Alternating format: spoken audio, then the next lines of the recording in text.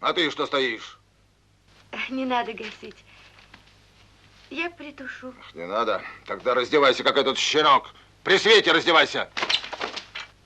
Не обращайте внимания. Он шутит. Я шучу. Одуревший от своей внутренней злобы на мир тракторист Абакир терроризирует всю бригаду, унижает любящую его женщину, запугивает коллег, и единственным, кто находит в себе силы оказать ему сопротивление, оказывается 17-летний подросток Кемель. Картина «Зной», снятая Ларисой Шипитько в 1962 году по мотивам повести Чингиза Айтматова «Верблюжий глаз». Знаете, прелесть идеи и персонажей его произведений в том, что они словно применимы к любой эпохе. Подставить нужные имена и немного изменить сеттинг, и вот перед нами уже знакомые люди и истории. Патриархальный мужчина-деспот, женщина, живущая в насилии, внутренне несогласная с ним, но не способная найти в себе силы дать ему отпор общества, энергичный, влекомый верой в лучшее и юношеским максимализмом представитель молодежи, борющийся с этим тираном. Кинематограф – это слепок общества, и то, что львиная доля крымских фильмов посвящена этому мотиву и словно в очередной раз прокручивает заевшую пластинку о насилии авторитарного мужчины, наверное, свидетельствует много о чем. Вообще замечательно, что феномен крымского чуда подспудно зафиксировал эти идеи, актуальные для того времени, чтобы можно было проанализировать их сегодня в динамике, ведь большое видится на расстоянии. Так давайте же сегодня взглянем с грустью в глазах на пройденную нами дистанцию, печально отметим для себя то, что идеи насилия все еще как никогда живы в обществе, и вернемся к самым что ни на есть истокам, к тому, с чего все начиналось, к самому первому фильму «Крымского чуда» в кино.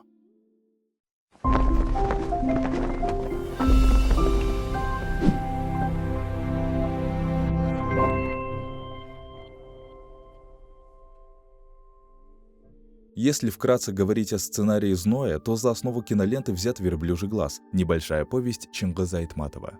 17-летний Кемель, отправившийся по комсомольской путевке на освоение целины Анархайской степи, искренне верит, что его энтузиазм и трудолюбие будут востребованы. Однако бригада, в которую он попадает, так не считает. Негласным лидером небольшого коллектива является тракторист Абакир Джураев, человек жесткий, властный и требующий от всех беспрекословного подчинения. В основе сюжета конфликт между этим авторитарным мужчиной и юным комсомольцем-идеалистом. Кто кого сможет прогнуть? Непрошибаемый взрослый мужчина с устоявшимися циничными взглядами на жизнь или молодой, любящий жизнь и стремящийся к знаниям романтик? Мне понравилось все, что я прочитала в рассказе. Много понравилось в сценарии.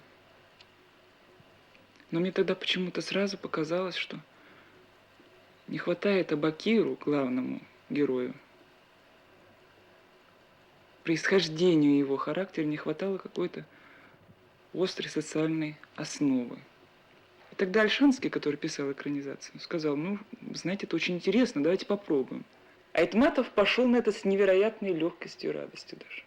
Это, вероятно, наиболее сильно переписанный сценарий айтматовских экранизаций. Многие диалоги, сцены, образы персонажей были воссозданы с нуля. Над написанием сценария трудились все эти люди, которых вы видите на экране. И, конечно же, разница между работами довольно существенная. Айтматовский «Верблюжий глаз» оставляет слишком много вопросов и дает читателю слишком мало подсказок. Да, ни для кого не секрет, что он любил открытые концовки, и его всегда можно было отнести к любителям закрутить нолановский волчок и оборвать книгу на самом интересном моменте. Но в этой повести и правда слишком многое остается непонятным. Почему Абакир так обозлен на жизнь? Что с историей любви незнакомой девушки-сакманщицы и главного героя? Что произошло в концовке? Какая настоящая причина ухода Абакира? Для него просто стало все невыносимым, или он действительно уверовал в домыслы Кемеля по поводу куска золота? В экранизации же образы и внутренние мотивы персонажей прописаны сценаристами в разы лучше. Юный Кемель, в отличие от книги, в которой он показан местами как чрезмерно мечтательный и инфантильный, даже бесхребетный подросток, в картине обретает настырность и умение увлекать своей мечтательностью окружающих. В повести он восстает против диктата тракториста после многих недель работы, до этого терпя ежедневное оскорбление и несправедливость. Вот его реакция на порцию унижений от Абакира. «Ты что ползешь, словно вошь прибитая? Сколько прикажешь тебе ждать? Придушу, щенок. Все меньше одним сопливым академиком будет». Я молча подъезжаю к трактору. Да и что я могу сказать в свое оправдание? Ведь трактор простаивает по моей вине. Это факт. Хорошо еще прицепщица Кальпа вступается за меня. А вот реакция Кемеля на произошедшую драку между старшими коллегами. Я тем временем вышел, разыскал заброшенный мной в суматохе гаечный ключ, отошел подальше от юрты и зарыл его в землю возле каменной бабы. А сам сел и вдруг расплакался. Глухие, удушающие рыдания сотрясли мое тело. Никто не видел меня, и сам я не понимал, что творится со мной. В экранизации же он сразу демонстрирует стойкость характера. Это вы так шутите? Я вам заливать не буду! Зальешь. Я сама залью, Абакир. Подними ведро и залей. Абакир. Я тебе сейчас... Ничего вы со мной не сделаете.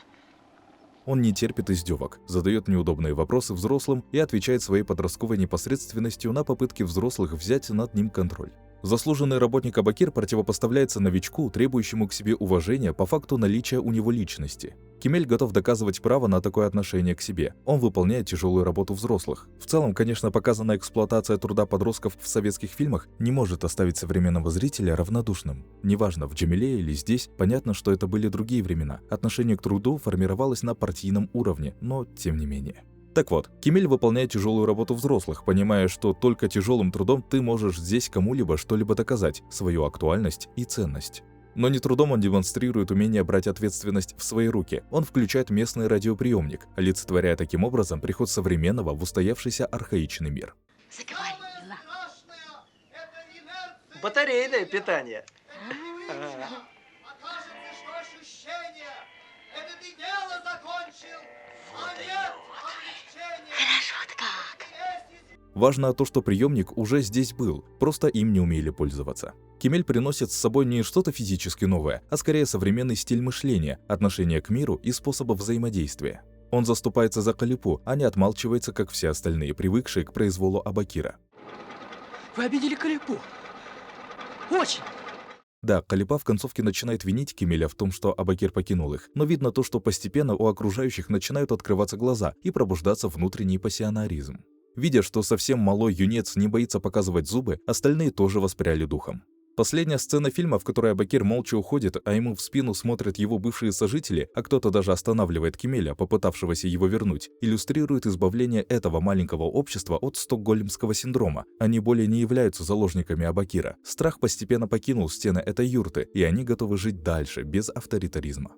По ту сторону же этого идеологического и поколенческого противостояния с Кемелем находится Абакир. Это пытающийся смотреть на мир якобы прагматично и цинично, но на деле глубоко травмированный человек, вымещающий на окружающих свою внутреннюю озлобленность. Он пытается задушить внутренний мир окружающих из-за того, что поблек его собственный, и словно переписать всех по своему чертежу, чтобы не замечать своей пустоты на их фоне.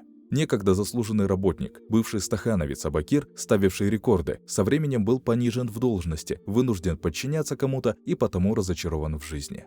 В этом кроется природа его жестокости. Он когда-то перевыполнял план, отдал годы своей жизни этой работе и теперь считает, что все ему обязаны.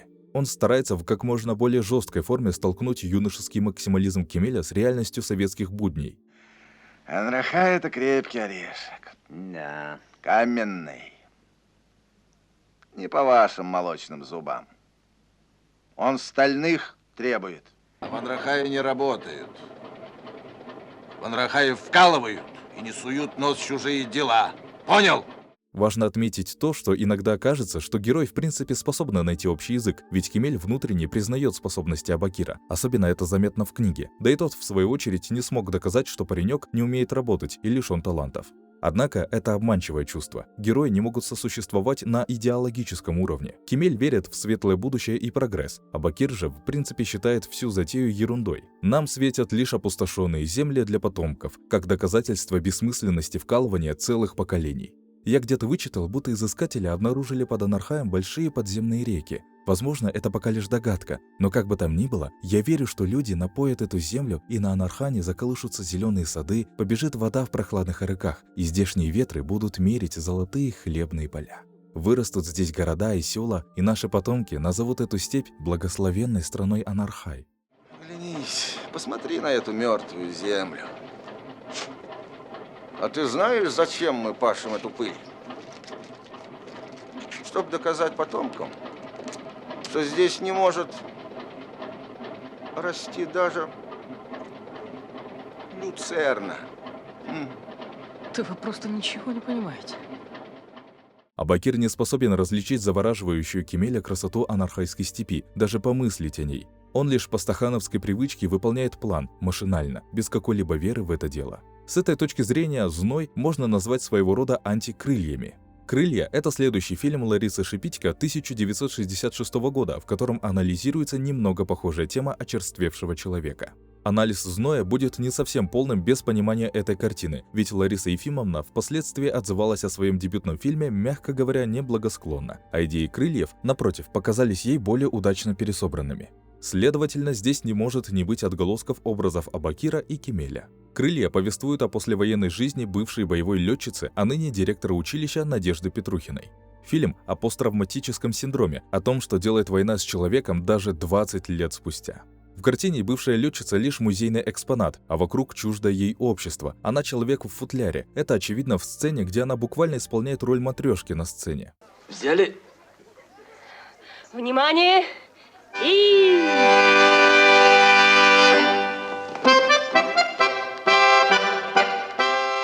Дежурное выражение лица и дежурные фразы партийного работника, неспособность найти малейшую искреннюю эмоцию даже для своих близких. Как Надежда в «Крыльях» превратилась в машину и некое орудие из-за тягот войны и не смогла перестроиться в мирной жизни, так и стахановец Абакир из «Зноя», некогда горевший идеей и перевыполнявший план, трансформируется в очерствевший механизм, более неспособный на человеческие эмоции. В концовке Абакир уходит, так и не поменявшись, заняв позицию жертвы и выставив всем условия. Как хочешь, бригадир. А пока он здесь, я работать не буду. Или он, или я. Жаждущий идеологической победы над Кемелем. Но парня никто не собирается прогонять. Абакир уходит, и в коллектив, скорее всего, вернется атмосфера человеческого взаимопонимания и взаимоподдержки. То есть в «Зное» эта внутренняя боль антагониста не находит верного выхода, и мы видим конфликт без катарсиса. Правильным ответом словно является подвергнуть человека остракизму, изолировать, оставить наедине со своей болью. В «Крыльях» же Шипитько дорисовывает эту недостающую деталь. В концовке Надежда садится за штурвал учебного самолета и самовольно взлетает. Но взлетит или не взлетит – это даже вторичный вопрос. Главное, оживет ли ее душа, начнет ли она что-то чувствовать, и выйдет ли она из этого созданного самой для себя образа, кокона, капсулы, отрастут ли ее крылья. В «Крыльях» режиссер дает героине шанс на трансформацию, не зря ее зовут Надеждой. А Бакира же, по всему видимому, к сожалению, этого шанса лишили, как Айтматов, так и Шипитько. Кстати говоря, нельзя не отметить, что как история Ларисы Шипитько, так и происходившие на съемках «Зноя» события не лишены странного символизма и тоже по-своему кинематографичны. Как известно, она погибла в 41 год в автокатастрофе во время съемок фильма «Прощание», так и не досняв его. Последний же ее фильм «Восхождение», обласканный критиками и зрителями и победивший на международных фестивалях, по ее собственным словам, был обращен к дремлющим людям. Ее картины «Крылья», а также «Ты и я» дискуссируют на тему ощущения обрезанности крыльев, на тему того, как бытовые проблемы, трусость, насилие и конформизм лишили нас крыльев, и уже неизвестно, способны ли мы еще взлететь. Шипитько показывает, что война все еще идет, не только в душе ветерана войны, но война идет и в любой человеческой душе всякий раз при принятии различных решений. Стоять за справедливость или пойти на компромисс и промолчать, когда вокруг происходит насилие. Очень легко мертветь и стать такими же музейными выхолощенными экспонатами, как Надежда в начале «Крыльев», и превратиться в дремлющих людей. Но этот драматичный путь Ларисы в кино начался именно со «Зноя», проторившего тропу остальным фильмам «Кыргызского чуда». Давайте обратим внимание на одну цитату небезызвестного Болота Шамшиева. Оператор фильма Юрий Сокол по характеру был диктатором и всегда категоричен. «Это плохо, это не годится, вот так надо делать». Обе дипломницы, Шипитько и Поволоцкая, слушались его беспрекословно. Однажды съемка неожиданно прервалась. Кто-то из группы наткнулся на змею, которая только что пообедала мышью. Сокол наступил одной ногой ей на хвост, а второй начал выдавливать мышь. Тут уже я не выдержал. «Что ты делаешь? Зачем издеваешься над змеей?» И Толюмиш Океев, наш звукооператор, и Динара Асанова, ассистент, и Мария Урматова, помощник режиссера, все набросились на Юру. После этого случая мы объявили ему бойкот и не разговаривали с ним дня 2. Как вы видите, на съемках фильма присутствовал свой диктатор, и в конце концов усилиями коллектива от него все избавились. Символично не только то, что в процессе съемок «Зноя» его же сюжет там отчасти и повторился, поражает и необычный состав съемочной группы. Кемеля играет юный Болот Шамшиев, звукооператор фильма Толюмиш Океев, ассистентами работали Динара Асанова и Геннадий Базаров, помощник режиссера Мария Урматова-Айтматова. Да тут почти все основоположники «Кыргызского чуда».